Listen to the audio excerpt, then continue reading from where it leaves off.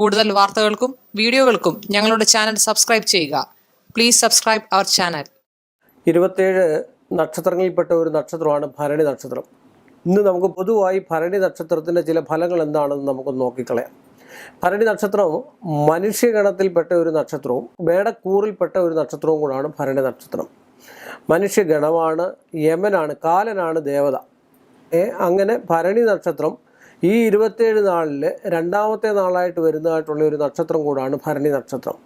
എല്ലാ നക്ഷത്രങ്ങൾക്കും ഓരോ പൊതു സ്വഭാവമുണ്ട്. ഞാൻ നേരത്തെ പറഞ്ഞതുപോലെ 3-4 സ്വഭാവ രീതികളുള്ള ആൾക്കാർ കാണും, പൊതുവായിട്ടുള്ള ആൾക്കാർ. അത് പൊതുവിൽ എന്ന് പറഞ്ഞു കഴിഞ്ഞാൽ ഒരു അസ്ഥിരമായിട്ടുള്ള ഒരു കർക്കശ സ്വഭാവക്കാരായിരിക്കും ഭരണി നക്ഷത്രക്കാർ. എല്ലാ കാര്യങ്ങൾക്കും ഒരു കർക്കശം അല്ലെ ഒരു കൃത്യനിഷ്ഠ അല്ലെ ഇങ്ങനെയൊക്കെയുള്ള ഒരു സ്വഭാവം വെക്കുന്നതായിട്ടുള്ള ഒരു നക്ഷത്രമാണ് ഭരണി നക്ഷത്രം. ഭരണി നക്ഷത്രത്തിൻ്റെ സാമാന്യ ശരീരസ്ഥിതി എന്ന് പറഞ്ഞാലും ഒരുമാതിരി അല്പം വണ്ണവും ഒരല്പം നീളവും ഒരല്പം ആഠ്യതയും ചില സമയത്ത് മുഖം ഒരു ക്രൂര സ്വഭാവത്തോടു കൂടി, എന്നാൽ ക്രൂര സ്വഭാവത്തോടു കൂടിയതും ഒക്കെ ആയിട്ടുള്ള ഒരു നക്ഷത്രമാണ് ഭരണി നക്ഷത്രക്കാരൻ. കർക്കശ സ്വഭാവമാണ് ഇവരുടെ ഏറ്റവും കൂടുതൽ ബുദ്ധിമുട്ടും മറ്റു കാര്യങ്ങളും മറ്റുള്ളവരെ കൊണ്ട് ചിന്തിപ്പിക്കാനും. ചില ജ്യോത്സ്യന്മാരൊക്കെ ഒറ്റ നോട്ടത്തിൽ ഭരണി നക്ഷത്രത്തിനെ കണ്ടു കഴിഞ്ഞാൽ തിരിച്ചറിയാൻ പറ്റുന്നതായിട്ടുള്ള ഒരവസ്ഥ. അവരുടെ സ്വഭാവ വിശേഷങ്ങളും ചില പ്രത്യേകമായിട്ടുള്ള നടപ്പുകളും ചില പ്രത്യേകമായിട്ടുള്ള നോട്ടങ്ങളും ഒക്കെ കണ്ടു കഴിഞ്ഞാൽ ഭരണി നക്ഷത്രക്കാരെ സാമാന്യേന നമുക്ക് തിരിച്ചറിയാൻ പറ്റുന്ന ഒരു നക്ഷത്രമാണ്. അത് തന്നെയുമല്ല, അവർക്ക് ബുദ്ധി സാമർഥ്യവും ധൈര്യവും കൂടുതലാണ്. ബുദ്ധി നല്ല രീതിയിലുള്ള അപൂർവ സംബന്ധമായിട്ടുള്ള ബുദ്ധി.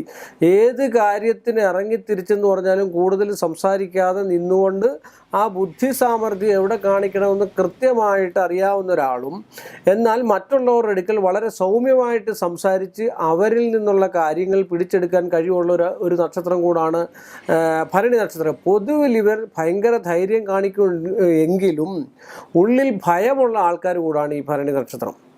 ഭരണി നക്ഷത്രത്തിന് പൊതുവിൽ ഏതെങ്കിലും ഒരു പ്രശ്നത്തിന് ഉൾപ്പെടുകയാണെങ്കിൽ ഒരു വഴക്കേ മല്ല് ഇങ്ങനെയൊക്കെയുള്ള ഒരു പ്രശ്നത്തിന് ധൈര്യം കാണിക്കും, മുൻപിൽ നിന്ന് ധൈര്യം കാണിക്കും. പക്ഷേ എങ്കിൽ ഉള്ളിൽ അവിചാരിതമായിട്ടോ അല്ലെങ്കിൽ മാനസികമായിട്ടോ ഭയാശങ്ക ഏറ്റവും കൂടുതലുള്ള ഒരു നക്ഷത്രം കൂടാണ് ഭരണി നക്ഷത്രം എന്ന് പറയുന്നത്.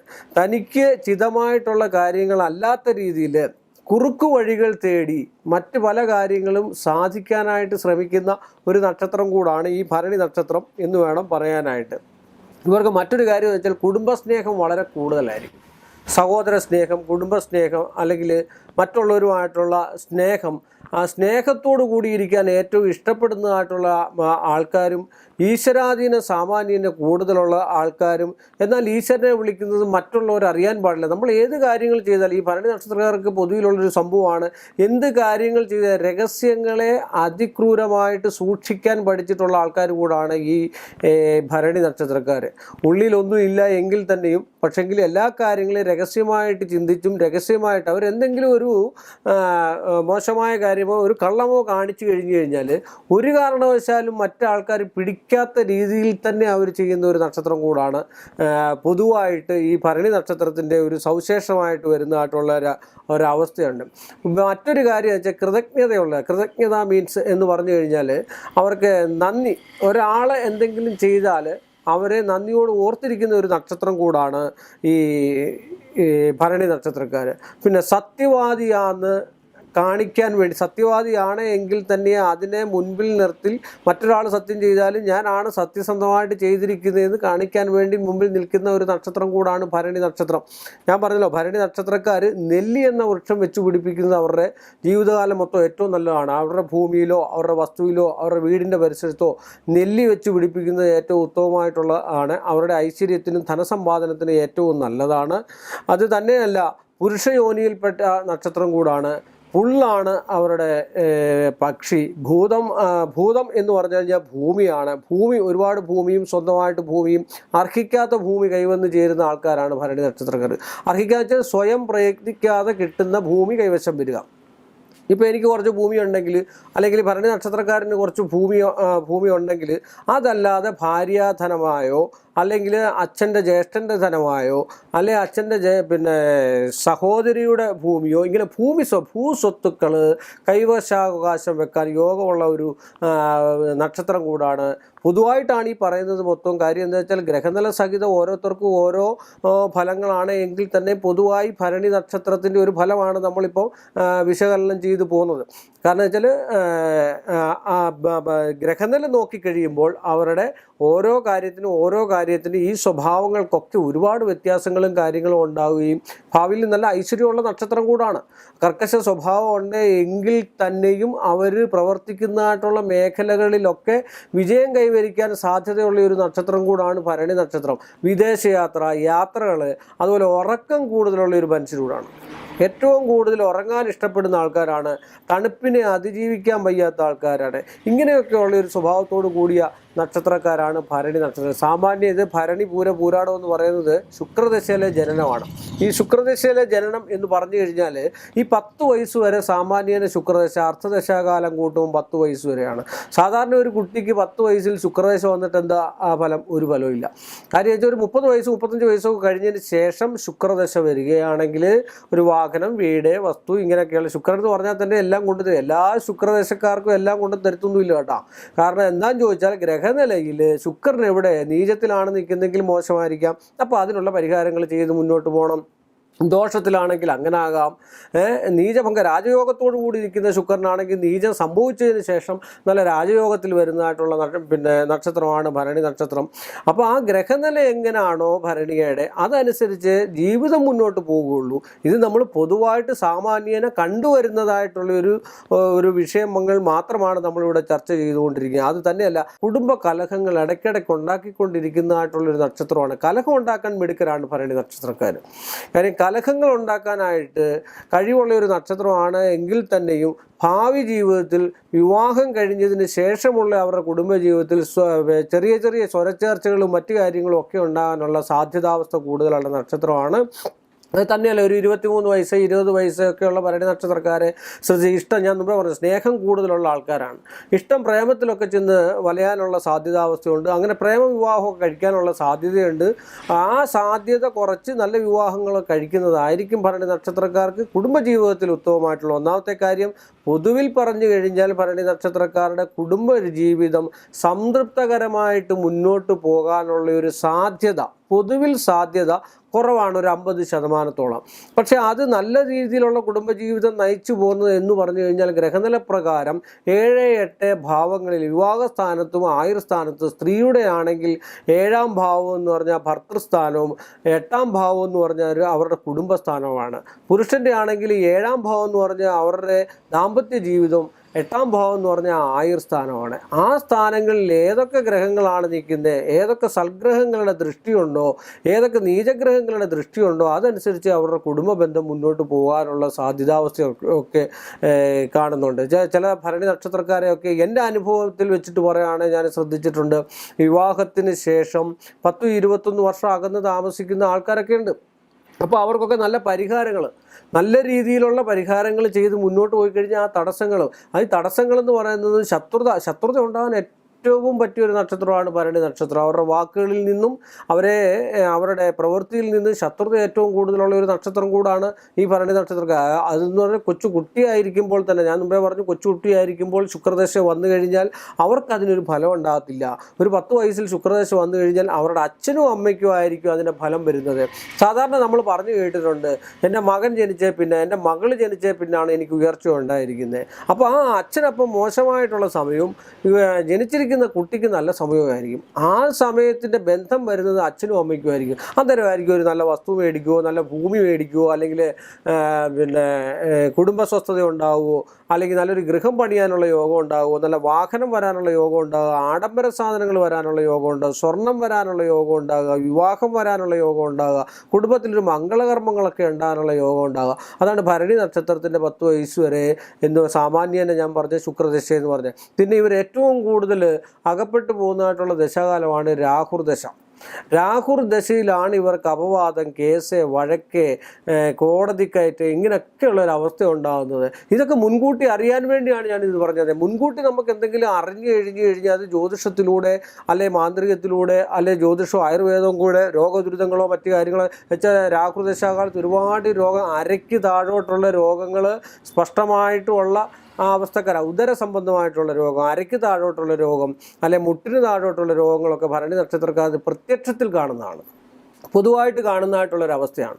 അപ്പോൾ അതാത് സമയത്ത് അതാത് രോഗത്തിനുള്ള ചികിത്സകൾ ചെയ്യുകയും ദൈവത്തെ കൂടെ വിളിക്കുകയും അതിനുള്ള നല്ല രീതിയിലുള്ള പരിഹാരങ്ങൾ, നല്ല രീതിയിൽ കവടി വെച്ച് നോക്കി, നല്ല ഉത്തമനായിട്ടുള്ളൊരു ജ്യോത്സ്യനെ കണ്ട് കവടി വെച്ച് നോക്കിയിട്ട് എനിക്ക് എന്താണ് ഈ കാരണം സംഭവിച്ചിരിക്കുന്നത്, എൻ്റെ നക്ഷത്രത്തിൻ്റെ ആണോ, എൻ്റെ ഗ്രഹനിലയുടെ ആണോ, അതോ ഇനി മറ്റുള്ളവരിൽ നിന്ന് ദൃഷ്ടിദോഷം അല്ലെങ്കിൽ ആരെങ്കിലും എന്തെങ്കിലും ദോഷ രീതിയിലുള്ള ഒരു അവസ്ഥാന്തര ശത്രു എന്ന് പറഞ്ഞാൽ എന്താണ്? നമ്മുടെ മനസ്സിൽ തന്നെയാണ് ശത്രു ഇരിക്കുന്നത്. എനിക്കൊരാളെ ഇഷ്ടമല്ലാന്ന് എൻ്റെ മനസ്സിൽ തന്നെ തോന്നുവാണെങ്കിൽ അതെൻ്റെ ശത്രുവാണ്.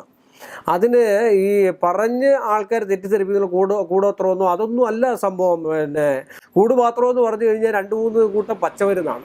ആ 2-3 കൂട്ടം പച്ചമരുന്ന് കൂട്ടിക്കഴിഞ്ഞു കഴിഞ്ഞാൽ അതിയായ ഗന്ധം, അതിയായ രൂക്ഷമായിട്ടുള്ള മോശമായിട്ടുള്ള ഗന്ധം ഉണ്ടാവും. അതൊരു പാത്രം എന്ന് പറഞ്ഞാൽ പഴയ കാലത്ത് പറയുന്ന ഇലയെന്ന, ആ ഇലയ്ക്കകത്ത് പൊതിഞ്ഞ് ഏതെങ്കിലും വീടിൻ്റെ ഒരു ഭാഗത്ത് കൊണ്ട് കുഴിച്ചിട്ട് കഴിഞ്ഞാൽ അതിലെ ധാരണം, ഇപ്പം നമ്മുടെ വീടിൻ്റെ മുമ്പിൽ ഒരു ചാണക വണ്ടി വന്ന് കടന്നു കഴിഞ്ഞാൽ നമുക്ക് അവിടെ ഇരിക്കാൻ പറ്റുമോ? അത് ഇങ്ങനെ നാറിക്കൊണ്ടേ ഇരിക്കുകയാണെങ്കിൽ കുറേ കഴിയുമ്പോൾ നമുക്ക് തന്നെ അവിടെ ഒരു സ്വസ്ഥതയില്ല, പോസിറ്റീവ് എനർജി ഇല്ല, നമുക്ക് അവിടെ നിന്നിട്ട് പോകണമെന്ന് തോന്നും. ആ ഗന്ധം നമുക്ക് ഉള്ളിലേക്ക് നമുക്ക് എടുക്കാൻ പറ്റാത്തൊരവസ്ഥ. അല്ലെ ഒരു എലി ചത്ത് കിടക്കുകയാണെങ്കിൽ ഒരു ദിവസത്തേക്ക് ഒന്ന് നാറും, പക്ഷേ ഒരു 10 ദിവസം അത് കിടക്കുവാന്ന് ചീഞ്ഞളിഞ്ഞ് നാറുവാണെങ്കിൽ നമുക്ക് ഇരിക്കാൻ പറ്റുമോ? അങ്ങനെ ശരീരത്തിനെയും മനസ്സിനെയും തളർത്തുന്നതായിട്ടുള്ള വിഷയത്തിനാണ് ഈ കൂടുപാത്രം എന്നൊക്കെ പറയുന്നത്. ഇപ്പം ഞാനിവിടെ വന്ന ശത്രു എന്നാണ് പറഞ്ഞത്. ശത്രു എന്ന് പറഞ്ഞു കഴിഞ്ഞാൽ നമ്മുടെ മനസ്സിൽ തന്നെ ഉണ്ടാകുന്നതാണ് ശത്രു. ഒരാളെ കണ്ടു കഴിഞ്ഞാൽ എനിക്ക് ആളിനെ ഇഷ്ടമല്ല എന്ന് തോന്നിക്കഴിഞ്ഞു കഴിഞ്ഞാൽ ഒരു 10 ദിവസം അയാളെ കാണുമ്പം തന്നെ എനിക്ക് കാണണ്ട അയാളെ, അയാളോട് ഞാൻ സംസാരിച്ചിട്ടില്ല, മറ്റു കാര്യങ്ങളില്ല. അങ്ങനെയുള്ള ഒരു ശത്രുതയൊക്കെ ഉണ്ടാകാനുള്ള സാധ്യതാവസ്ഥ, മാനസികമായിട്ട് ശത്രുതയൊക്കെ ഉണ്ടാകാനുള്ള സാധ്യതയുള്ള ഒരു നക്ഷത്രം കൂടാണ് ഭരണി നക്ഷത്രം. അതുകൊണ്ട് ഭരണി നക്ഷത്രം അതാത് വരുന്ന മോശ സമയം നിങ്ങൾക്ക് തന്നെ അറിയാമല്ലോ. ഒരു നക്ഷത്രവും മോശമല്ല, 27 നക്ഷത്രവും നല്ലതാണ്. 27 നക്ഷത്രവും ഈശ്വരാരാധന, ദൈവാധീനം, അല്ലെ ഒരു പ്രപഞ്ചത്തിലൊരു ശക്തിയുണ്ട്. ആ ശക്തിയെ സ്മരിച്ച് നമ്മൾ മുന്നോട്ട് എത്രയും പോകുന്നു ആ ശക്തി നമുക്ക് ബലം തരുന്ന പോലെ നമുക്ക് പോസിറ്റീവ് എനർജി സയൻറ്റിഫിക്കായിട്ട് കണ്ടുപിടിച്ചിട്ട് പോലും ഉണ്ട്. അപ്പം ശത്രുഹരം, ശത്രുവിനെ ഹനിക്കുക എന്നുള്ളതല്ല, ശത്രുവിനെ കൊല്ലുക എന്നുള്ളതല്ല, ശത്രുഹരം, ശത്രുവിൻ്റേതായിട്ടുള്ളൊരവസ്ഥ നമുക്കില്ലാണ്ടിരിക്കാൻ എന്തൊക്കെ നമുക്ക് ചെയ്യാം. എൻ്റെ വീട്ടിലിപ്പം കള്ളൻ കയറുവാണെങ്കിൽ ഞാനെന്താ ചെയ്യുന്നത്? എൻ്റെ വീടിന് ചുറ്റും ഞാൻ ചുറ്റുമതിൽ കെട്ടി സംരക്ഷിക്കും. ആ കള്ളനെ എനിക്ക് കൊല്ലാൻ പറ്റില്ല. അപ്പോൾ ഹനിക്കുക എന്നുള്ളതല്ല ശത്രു എന്ന് പറഞ്ഞു കഴിഞ്ഞാൽ ശത്രുവിൻ്റേതായിട്ടുള്ള വീക്ഷണമോ അല്ലെ ദൃഷ്ടിയോ മറ്റു കാര്യങ്ങളോ നമ്മളിൽ ഏൽക്കാതിരിക്കാൻ നമ്മൾ സുരക്ഷിതരാകുക, അല്ലെങ്കിൽ നമ്മൾ ബുള്ളറ്റ് പ്രൂഫ് ഇടുക.